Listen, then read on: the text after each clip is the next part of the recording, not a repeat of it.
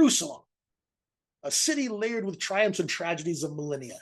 Just beyond the familiar silhouette of the old city walls, across the valley historically known as Gehenna, lies a shoulder of land called Ketef Hinnom. The name means shoulder of Hinnom.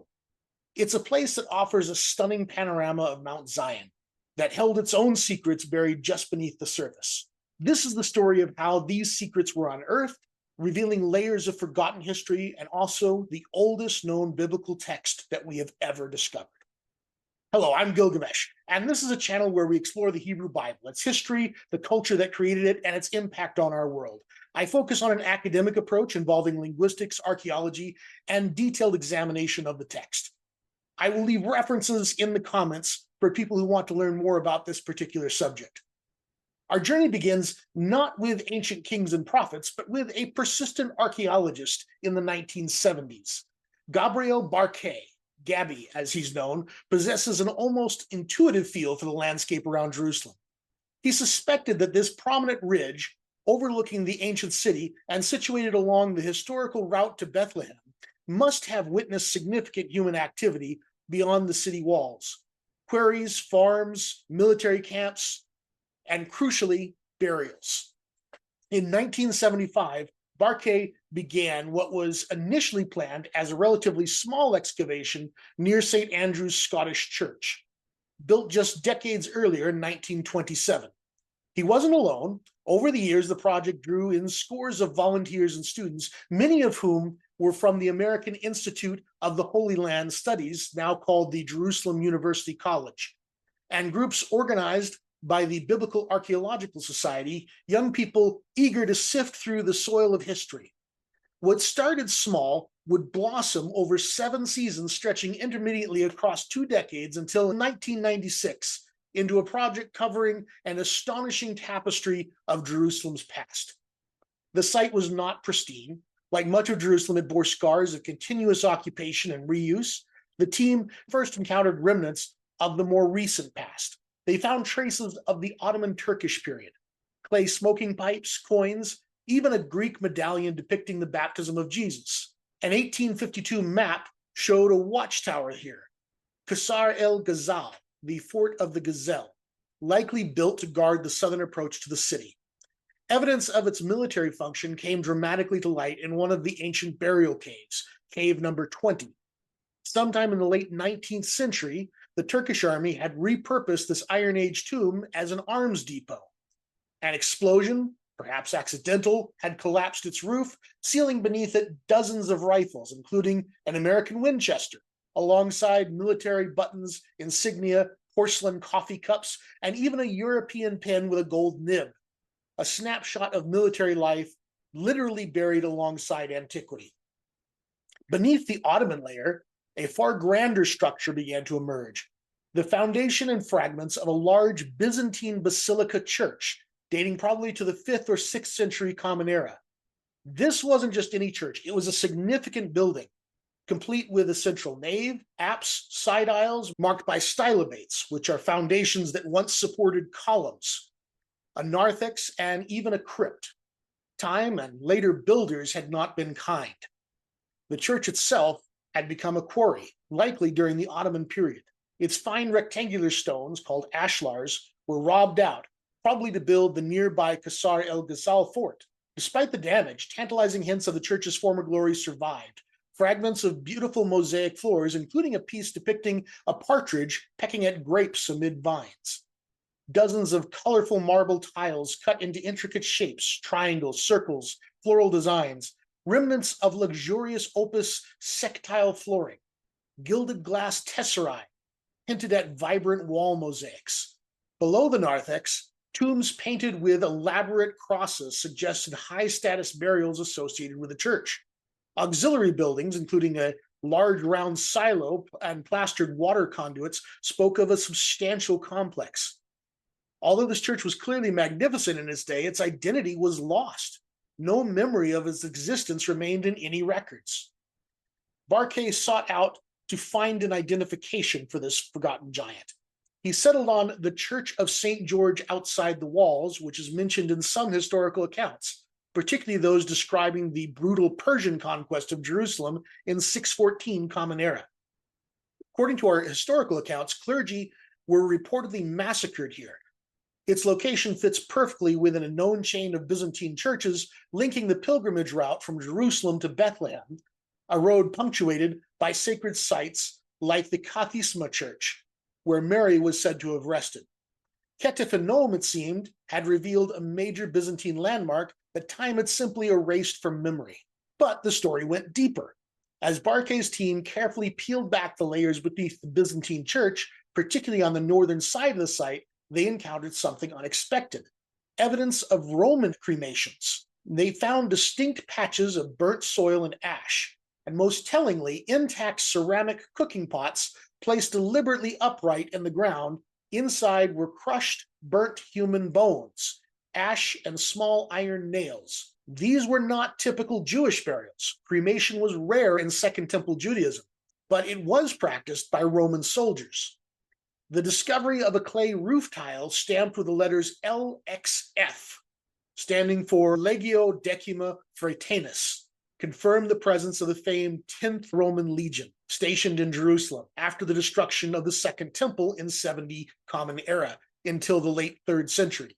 These soldiers, far from home, had brought their burial customs with them, leaving their final mark beneath a church that would rise centuries later. Alongside the cremation urns, other Roman burial types emerged, simple cist graves dug into the earth, sometimes lined with stones, dating to the end of the Second Temple period.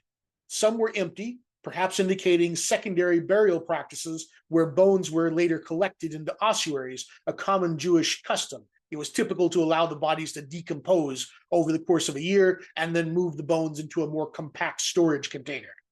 More elaborate were the rock-cut burial pits with shafts lined with small stones clustered closely together, suggesting a dense Roman period cemetery predating the church, whose later walls were built directly over some of these tombs. Finds within these tombs, like lamps and candlestick-shaped glass bottles, confirmed their 2nd to 3rd century Common Era date. Going even deeper, the excavators encountered the extensive scars of quarrying operations from the Second Temple period, likely during the Herodian era. Large swaths of the hillside had been systematically cut away to extract building stone, leaving behind the telltale channels in the bedrock. This quarrying had significantly impacted earlier features, cutting into courtyards and even ceilings of older burial caves. Iron axes and a heavy wedge found at the site were the tools of this massive reshaping of the landscape, likely providing stone for Herod the Great's ambitious building projects in Jerusalem. But the discovery was still just getting started. As they followed the cuts from the time of Herod, they found yet earlier ruins, the rock-cut burial caves from the Iron Age, the late First Temple period that held the site's most profound secrets. 7 of these caves were identified, typical of the Judahite elite burials found around Jerusalem from the 7th century BCE. These were family tombs designed for generational use.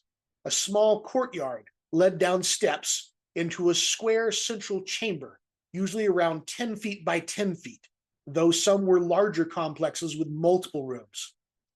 Around the sides of the chambers were rock-cut benches where the deceased were initially laid, often accompanied by personal belongings. A poignant detail found in 2 chambers of Cave 24 were raised headstones carved directly into the benches, sometimes multiple headrests on a single bench, elegantly cradling the heads of the departed. Chamber 13 had 4 headrests, 2 at each end. Chamber 25's bench was wide enough for 6 individuals, side by side in death. Over 80 such headrests are known from the First Temple Jerusalem tombs, but only Ketef Hinnom yielded benches designed for multiple occupants simultaneously. You can see here the young volunteers from the 1970s demonstrating how the bodies would fit in the burial chamber, because of course they are. They are all rocking the typical short shorts that were fashionable in that decade. A group, maybe of some of the same people, reenacted it on a later dig season with updated fashion sense. A crucial feature of these tombs was the repository, a chamber often irregular in shape carved beneath the burial bench. After a body had decomposed on the bench, perhaps a year or so after death, the bones were gathered and placed into the repository along with the grave goods originally buried with them. This practice made room on the benches for the next generation, creating a communal resting place holding the remains of dozens of family members over potentially centuries. Sadly, like the Byzantine church above them, most of these Iron Age caves had suffered damage. The Second Temple quarrying had sliced away ceilings and facades. Later road construction likely destroyed other parts of it. Looters had inevitably found their way in over the centuries. Yet fragments remained. A piece of an elegant cornice near a cave ceiling, hinting at architectural imitation of houses of the living. A striking blue and yellow glass pendant showing a distorted face, missed by looters in Cave 34. Cave 34, in fact, provided a remarkable record of continuous use, stretching from the First Temple period right through the Persian, Hellenistic, and Roman eras. Later generations simply buried their dead atop of the earlier remains. Pottery, coins, and jewelry, including delicate gold earrings, testified of its use in the late Roman period.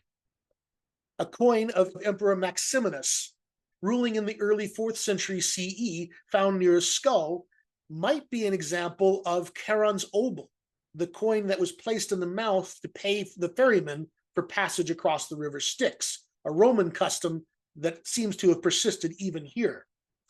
But the archaeologists' greatest hope lay in the repositories. These stone collection chambers, sealed beneath the benches, sometimes escape the notice or reach of tomb robbers.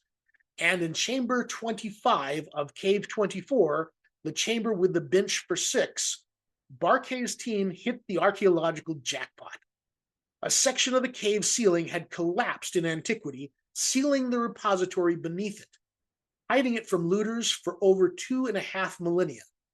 It was the only undisturbed repository from the First Temple period ever discovered in Jerusalem. The meticulous excavation of this repository, led by Area Supervisor Gordon Franz and excavator Judith Hadley, two of the dedicated young people working on the dig, yielded over 1,000 artifacts mixed with the skeletal remains of at least 95 individuals, as later analyzed by physical anthropologist Patricia Smith. It was a breathtaking window into the lives and deaths of a wealthy Jerusalem family spanning a crucial period of Judah's history. The pottery assemblage alone was significant. Over 250 complete vessels, decanters, juglets, perfume bottles, oil lamps, but notably no large storage jars or cooking pots, suggesting specific funerary functions. Crucially, the pottery spanned 2 main periods: the First Temple period, 7th to early 6th century BCE, and the Babylonian and early Persian periods, 6th to 5th century BCE. This was remarkable. It showed continuity. Despite the catastrophic Babylonian destruction of Jerusalem in 586 BCE and the subsequent exile, some wealthy families remained, continuing their burial traditions at Ketef Hinnom. This discovery challenged the notion that only the poorest peasants were left behind, painting a more nuanced picture of life in Judah after the exile. It establishes continuity in the life of a wealthy Judahite family near Jerusalem from the 7th to the early 5th centuries BCE, contrary to the findings of extensive excavations held in Jerusalem, according to which the city was abandoned after the Babylonian 586 BCE conquest and destruction. It's worth noting here, however, that while Barkay published preliminary reports, the full detailed publication of the vast repository assemblage, the pottery, the bones, the context of every find, would take decades to produce. This delay is not uncommon in archaeology due to limited funding and time constraints.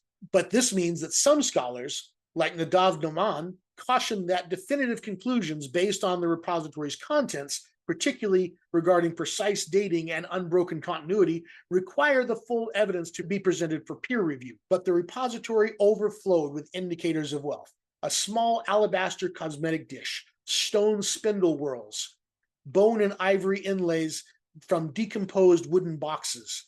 Intriguing grooved bone cylinders, initially puzzling, were identified as heat-insulating handles for large bronze cauldrons.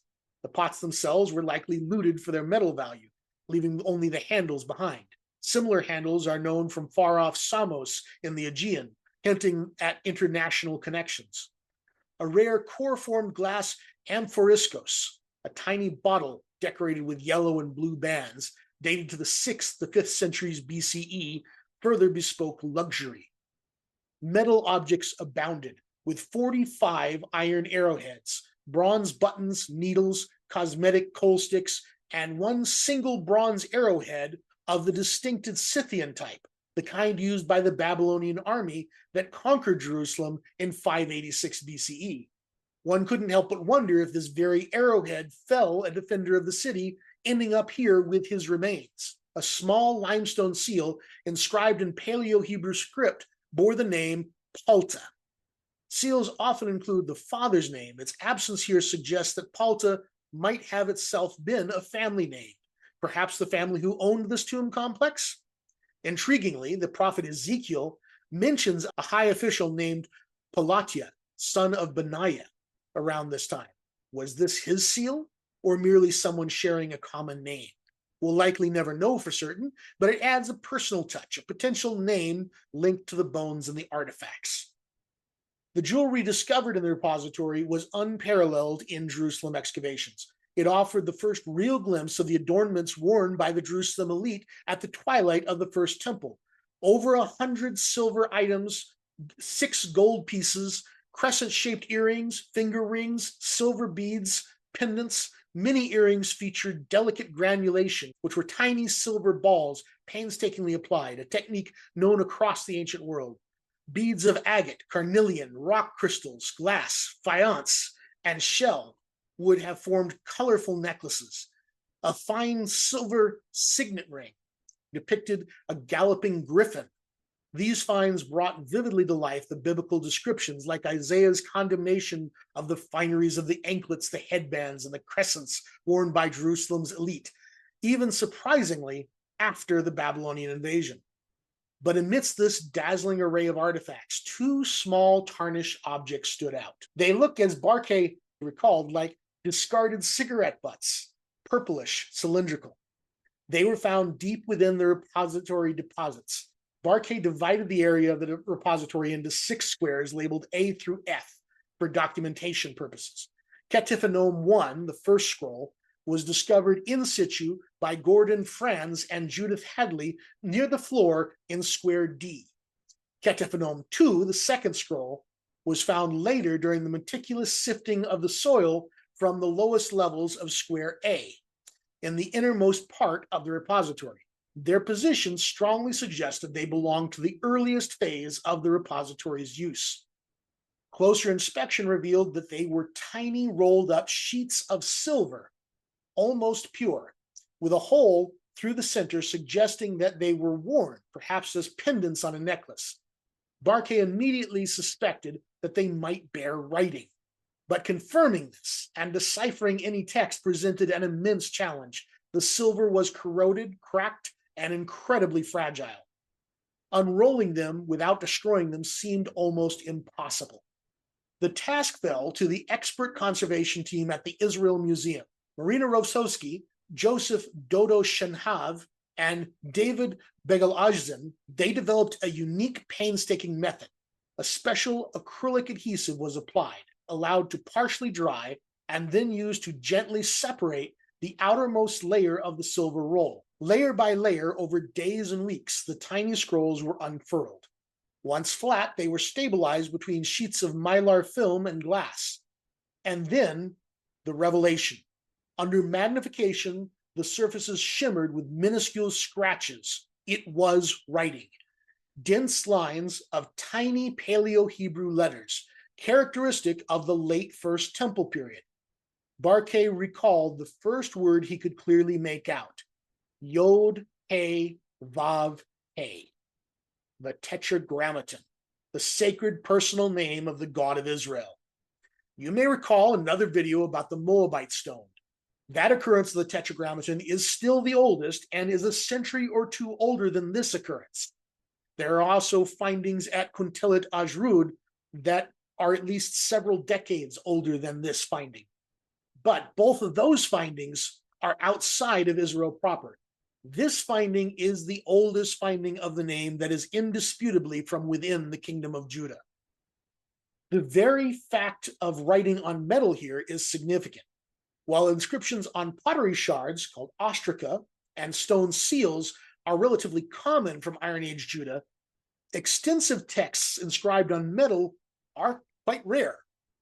Papyrus and leather were the likely primary media for documents like scrolls, but these organic materials rarely survive the damp conditions outside of the arid regions like the Judean desert.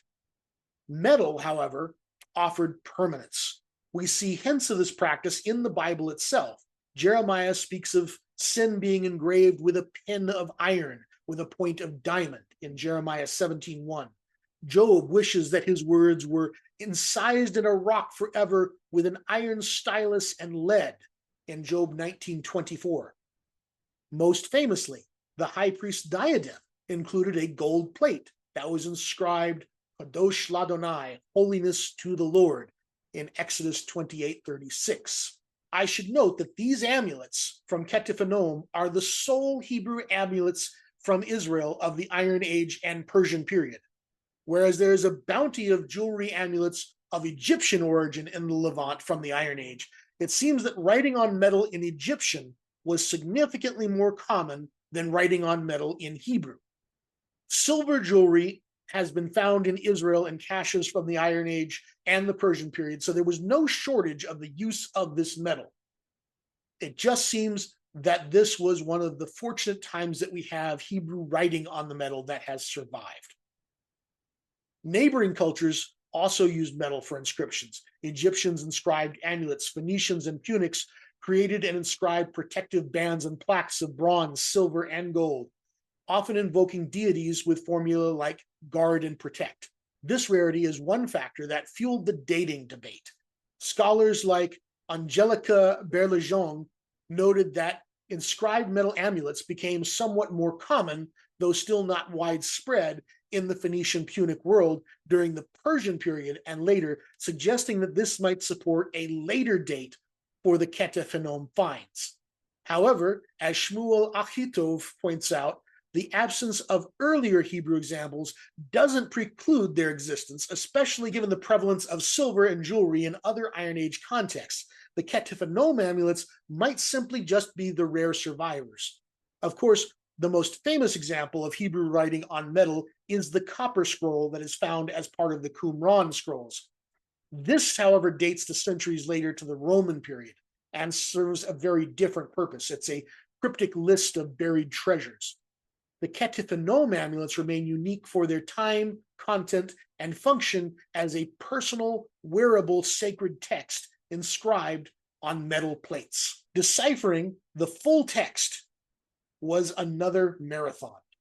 The letters were microscopic, some barely 2 millimeters high, shallowly scratched with a sharp point. The individual strokes were hair-width thin. Years of meticulous study followed. Otto Yardeni, a leading epigrapher, played a crucial role identifying key phrases.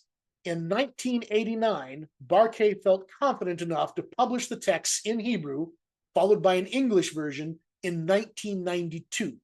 I remember following this closely when I was in college and these events were first becoming public. The content was electrifying.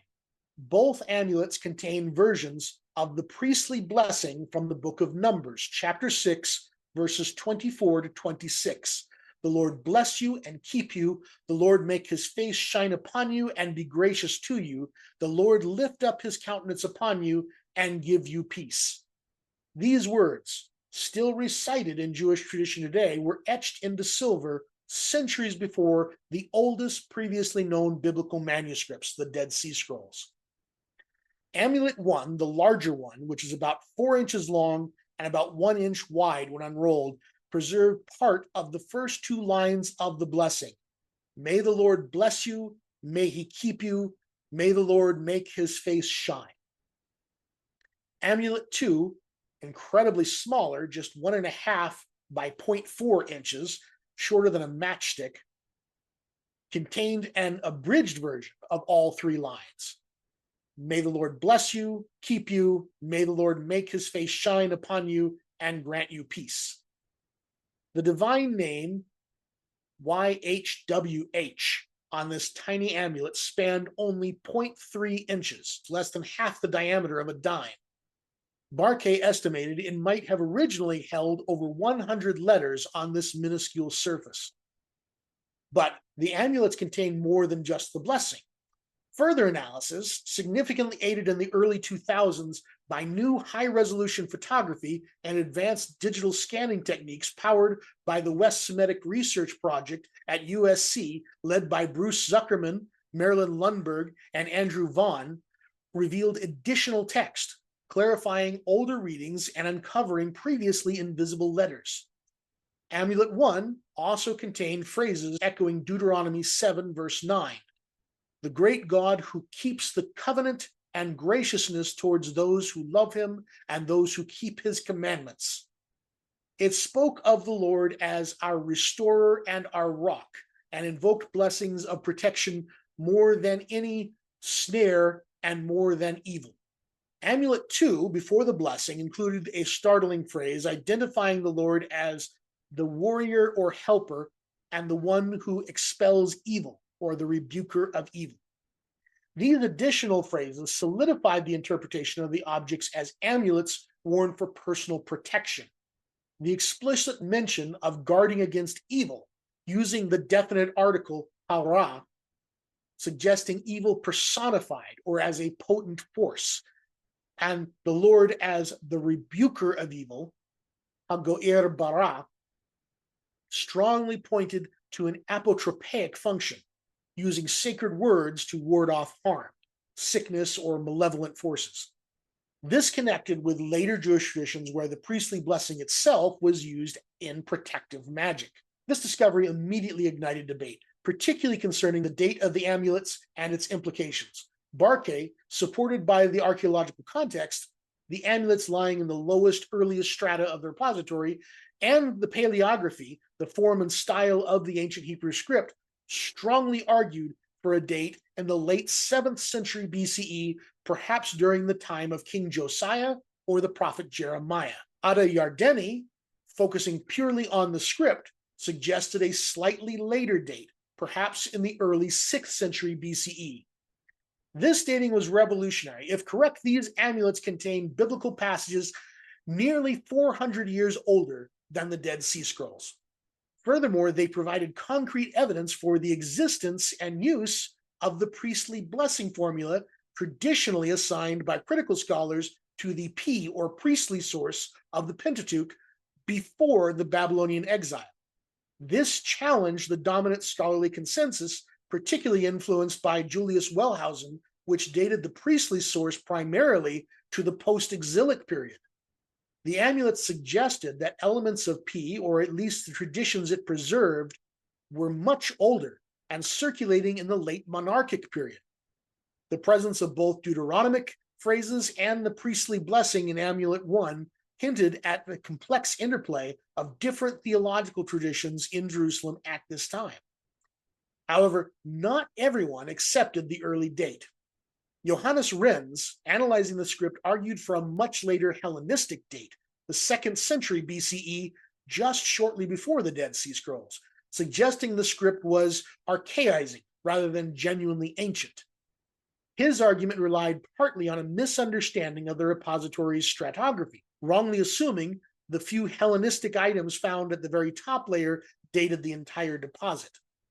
The team of Barkay, Lundberg, Vaughn, and Zuckerman, using their enhanced images, convincingly refuted Renz's paleographic claims, demonstrating that the letter forms align squarely with late Iron Age scripts, not Hellenistic ones.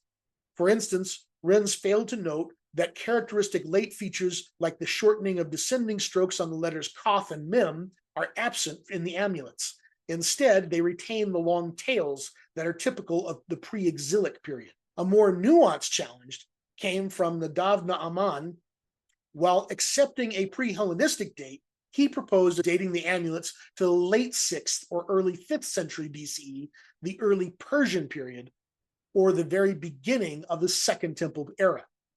His argument rested primarily on orthography, the spelling conventions used. He pointed to several instances of plane spelling, or writing the vowel letters, also known as matras lectionis, such as the yod in the word barit, covenant, on amulet 1, or the vav in the word sur, rock, on amulet 1, and most significantly, the spelling panav, his face, with a yod vav ending on amulet 2.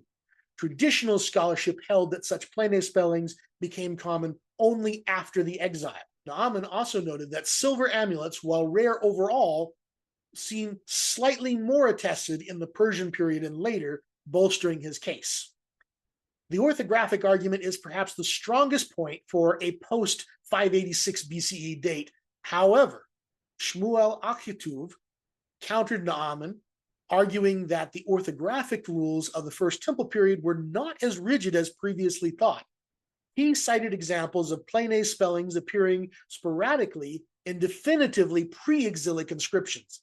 The presence of Panav spelled with the Yod Vav might reflect a specific Jerusalem dialect or simply an earlier than expected adoption of this spelling. Furthermore, Achituv questioned Naaman's interpretation of Amulet 1, arguing against his idea that the temple itself was being referred to as a source of redemption, especially given the modest nature of the early Second Temple. He preferred to see the amulets as personal expressions of piety from the late First Temple period.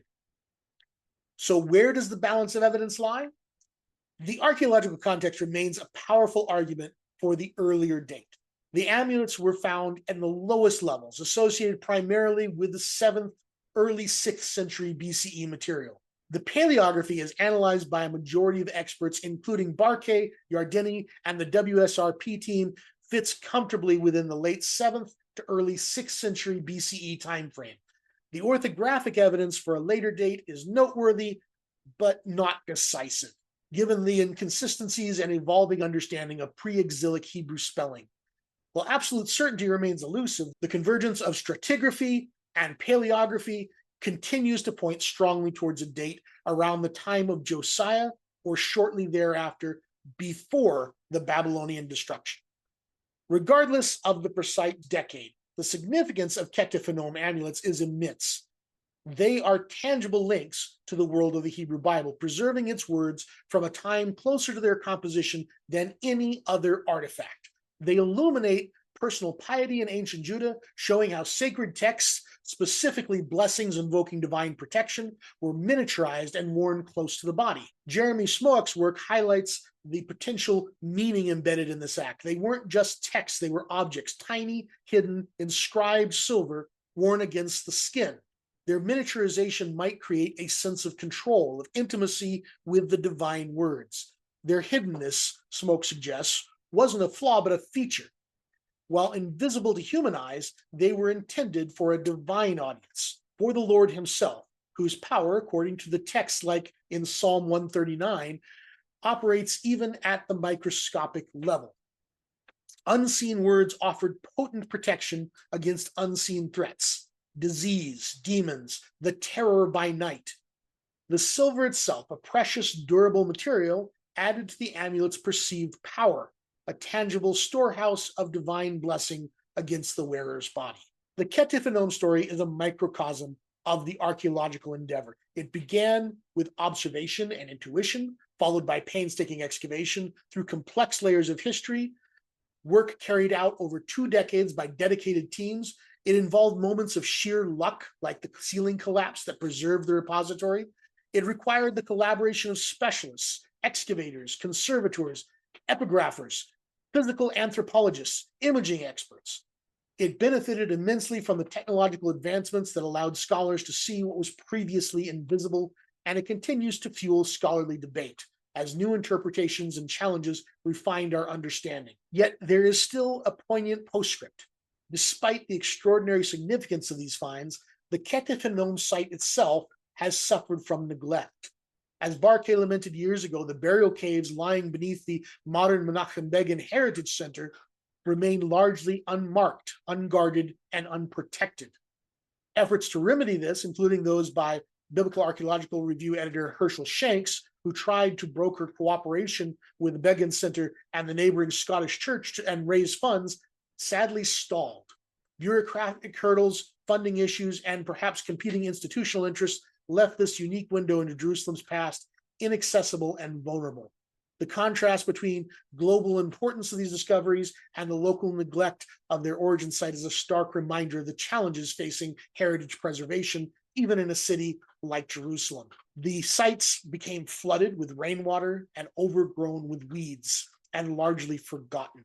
The artifacts themselves, particularly the 2 silver amulets, reside safely in the Israel Museum.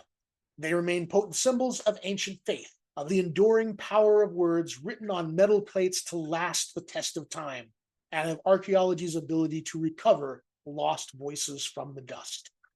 Even those inscribed almost invisibly on tiny scrolls of silver buried for millennia on a shoulder of land overlooking Jerusalem.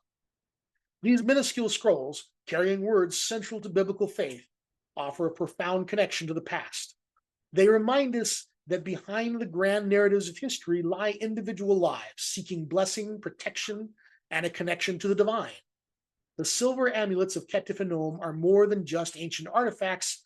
They are intimate whispers from over 2,600 years ago, finally heard again thanks to the patience and ingenuity of a modern discovery, even as the place they came from awaits the care it deserves.